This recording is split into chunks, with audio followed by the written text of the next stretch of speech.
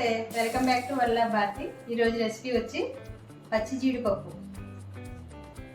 Mushroom curry తయారు చేస్తాను. ఎలా చేయాలో వీడియో చూపిస్తాను. రండి రెసిపీ స్టార్ట్ చేద్దామండి.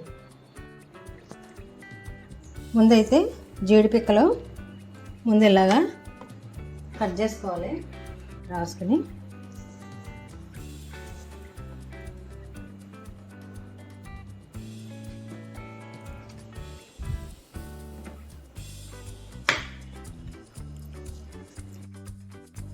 ఇప్పుడు కొంచెం బియ్యం పిండి కూడా రాసుకోవాలి. నూనె రాసుకున్నాక పైన బియ్యం పిండి కూడా రాసుకుంటే పొక్కకుండా ఉంటుంది.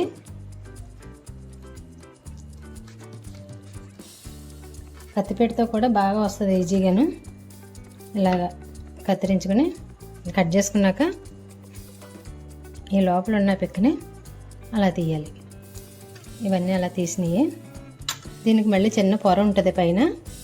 ఆ పైన పొర కూడా తీసేసుకుంటే లేకపోతే కొద్దిగా చిరిచేది వస్తుంది.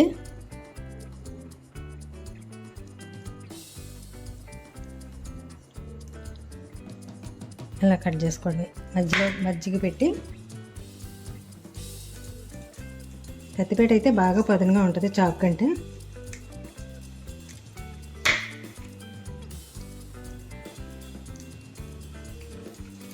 జీడి పొక్కుతుంది, జాగ్రత్తగా చేసుకోవాలి. ఇలాగ బియ్యం పిండి రాసుకుని చేసుకుంటే పొక్కదు.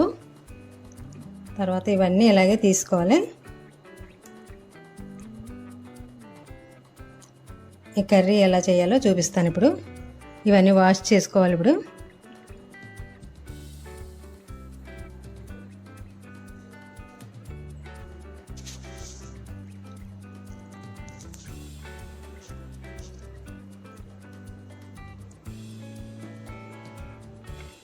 అంతే, ఇవన్నీ చేసాము ఆల్రెడీ. ఇంకొక 5 ఉన్నాయి మీకు చూపించడానికి ఇవి తీస్తున్నాను. ఈ 5 కూడా తీసేసి చూపిస్తాను. ఇప్పుడు పొయ్యి మీద వేడి నీళ్ళు పెట్టుకుని కొద్దిగా వేడయ్యాక కట్టేసి స్టవ్. పప్పు అంతా ఇంత అయ్యింది. దీన్ని వేసేసుకోవడం. ఇందులో వేసుకుని ఇలా ఎందుకు వేడి నీళ్ళు వేసుకోవాలంటే దీనికి ఉన్న కండ్ర అంటాము, మరి మీరేమంటారో తెలీదు. ఈ కండ్ర అంతా పోతుంది అనమాట. అంటే నాలుగుకి తింటే దురదగా ఉంటుంది, అదొక రకం కండ్ర ఉంటుంది దీనికి. ఆ కండ్ర అంతా పోతుంది. ఇప్పుడు వెంటనే తీసేసుకోవాలి. వేడి నీళ్ళలో వేసాక తీసి మళ్ళీ ప్లేట్లో తీసేసుకుందాం. ఇందులో ఉంచితే జీడిపప్పు అంతా మెత్తబడిపోద్ది. ఇవి మాకు చిన్న పిక్కలు వచ్చినాయి, పులస గారు తెచ్చారు.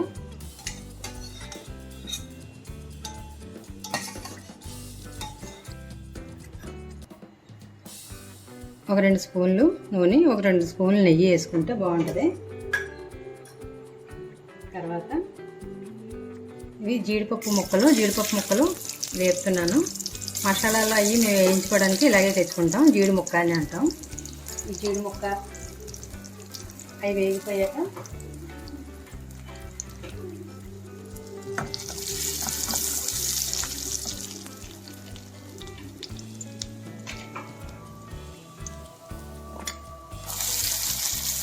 ఒక పెద్ద ఉల్లిపాయ కట్ చేసుకుని వేసుకోవాలి.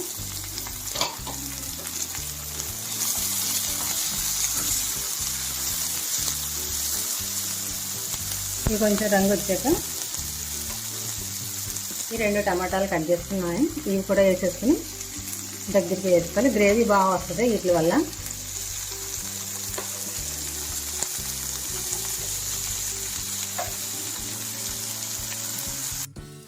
ఇప్పుడు ఉల్లిపాయ కొంచెం వేగింది కదా, ఈ 2 టమాటాలు వేసేసుకుందాం. కొంచెం మెత్తబెడితే చాలు, పూర్తిగా వేగక్కర్లేదు. చల్లారి పెట్టుకుని మిక్సీ పట్టుకోవాలి.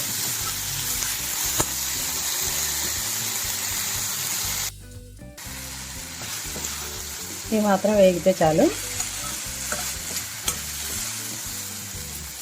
ప్లేట్లోకి తీసుకుందాం. ఇవి చల్లారబెట్టి మిక్సీ పట్టుకోవాలి. మిక్సీ పట్టాక చూపిస్తాను. ఇప్పుడు అదే కళాయిలో 2 స్పూన్లు ఆయిల్ వేసుకుందాం. ఈ మష్రూమ్ కూడా వేయించేసుకుందాం. కొంచెం మొక్క మగ్గేదాకా మష్రూమ్ వేయించుకోవాలి.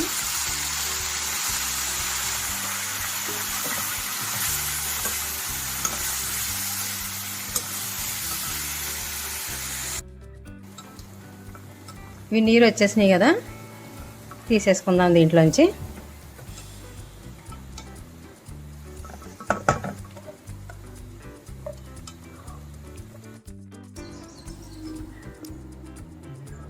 అదే మూకుల్లో స్టవ్ వెలిగించుకుని 2 స్పూన్లు ఆయిల్ వేసుకుని ఇప్పుడు ఒక్క ఉల్లిపాయ చిన్న ముక్కలుగా కట్ చేసుకుని వేయించుకుందాం. ఇది ఎర్రగా వేయించుకోవాలి.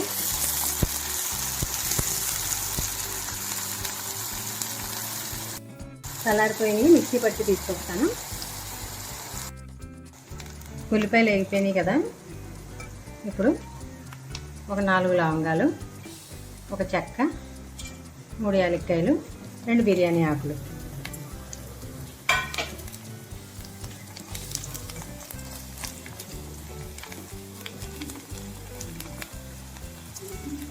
ఈ ఉల్లిపాయలు ఎర్రగా వేగాకనే వేయాలి, పచ్చిగా ఉండగా వేయకూడదు. ఇప్పుడు ఇది టమాటా ప్యూరీ, టమాటా, ఉల్లిపాయ, జీడిపప్పు పేస్ట్ వేసేసుకుందాం.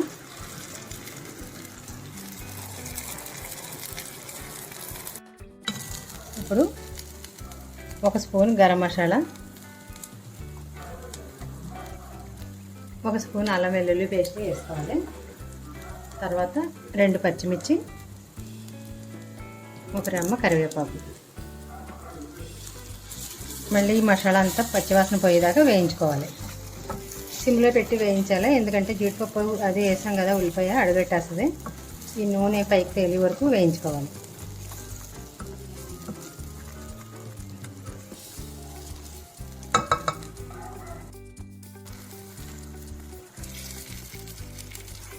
ఇప్పుడు ఆయిల్ సెపరేట్ అయిపోయింది కదా, కారం వేసుకుందాం. ఇది కొత్త కారం కదా, 1.5 స్పూన్ వేస్తాను. మీ కారాన్ని బట్టి మీరు చూసుకోండి.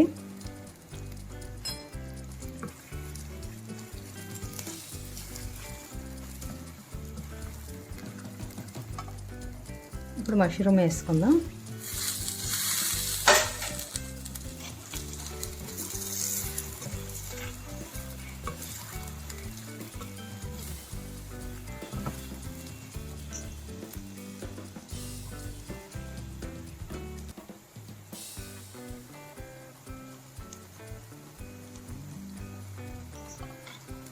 ఒకసారి పైకి కిందకి కలుపుకొని ఈ పేస్ట్ అంతా మష్రూమ్ పడితే టేస్ట్ బాగుంటుంది.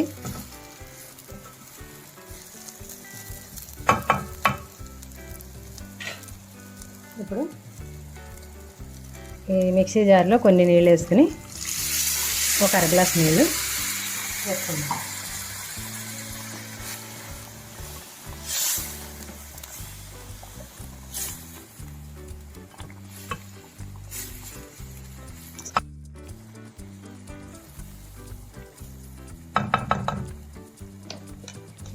ఇప్పుడే సాల్ట్ చూసుకొని వేసుకోండి. నేనైతే 1 స్పూన్ వేస్తున్నాను. కొంచెం కట్ చేసిన కొత్తిమీర. కూరలో ఎప్పుడైనా కూరలు ఉడుకుతున్నప్పుడు కొంచెం కొత్తిమీర వేసుకోవాలి. లాస్ట్ను కొంచెం కొత్తిమీర వేసుకుంటే ఆ ఫ్లేవర్ పట్టి కూరకి బాగుంటుంది. ఇలాగ ఇది గ్రేవీ దగ్గరికి అయ్యేదాకా మూత పెట్టుకుందాం. ఇప్పుడు ఒకసారి కలుపుకుని పైకి కిందకి, తర్వాత ఈ జీడిపప్పులు వేసేసుకోవాలి.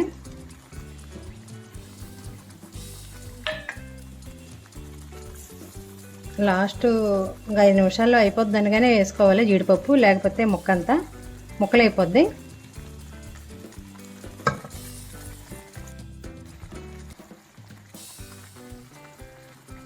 ఇప్పుడు మూత పెట్టేసుకుందాం. ఇప్పుడు మూత తీసి చూద్దాం. కూర అంతా నీరంతా వాటర్ అంతా పోయింది కదా, ఇది ఇలాగా దగ్గరికి అయిపోయింది. ఆయిల్ అంతా కూడా సెపరేట్ అయిపోతుంది. ఇప్పుడు ఇందులోనే స్టవ్ ఆఫ్ చేసేద్దాం. బౌల్లోకి తీసుకుందాం. కొంచెం ఒక్క నిమిషం ఇలా మూత పెట్టించేసాక అప్పుడు బౌల్లోకి తీసుకుందాం. కర్రీ అయితే ఇలా వచ్చింది, చూసారు కదా.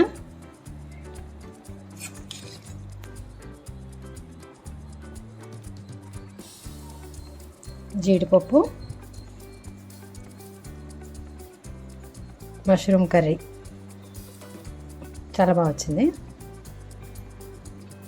పచ్చి జీడిపప్పు జీడిపప్పు కాదు, పచ్చి జీడిపప్పు, మష్రూమ్ కర్రీ బౌల్లోకి తీసుకుందాం.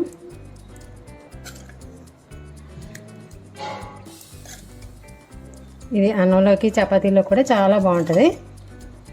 ఇలాగే చేసుకోండి అమ్మాయిలు. ఎలా వచ్చిందో కామెంట్లో పెట్టండి.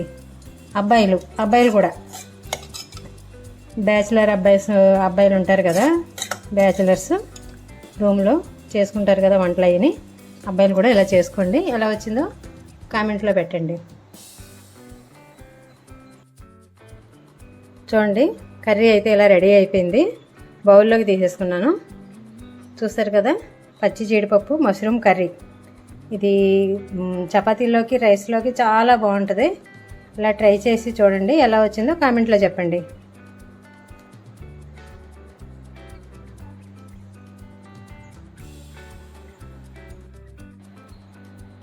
చూడండి, గుమగుమలాడే జీడిపప్పు మష్రూమ్ కర్రీ రెడీ అయిపోయింది. ఈ కర్రీ చూస్తే నాకు రేగులగుంట, కోయిలగూడెం దగ్గర రేగులగుంట అని ఉంది పల్లెటూరు. అక్కడికి వెళ్ళి మేము సెలవులకు వెళ్ళినప్పుడు బాగా తిని ఎంజాయ్ చేసి వచ్చేవాళ్ళు. జీడిపప్పు ములక్కాడ కర్రీ వండేది మా పిన్ని, సత్య పిన్ని. చాలా బాగుండేది. దీంట్లో మామిడికాయ ముక్కలు, పొలం నుంచి తెచ్చిన మామిడి పళ్ళు ముక్కలు పోసి పెట్టేది నంచుకు. సూపర్. ఆవకాయ కలుపుకుని, ముద్దపప్పు, నెయ్యి కలుపుకుని తినేవాళ్ళని. చాలా బాగుంటుంది. ఆ వీడియో కూడా పెడతాను నేను. అక్కడికి తీసుకెళ్తాను మిమ్మల్ని. ఆ పల్లెటూరు, ఆ వాతావరణం, ఆ పొలాలు అన్నీ చూపిస్తాను. చూడండి, అంతే అండి. ఇది రైస్లోకి చపాతీలోకి చాలా బాగుంటుంది. Thanks for watching. మరొక మంచి వీడియోతోటి మళ్ళీ కలుసుకుందాం. బాయ్.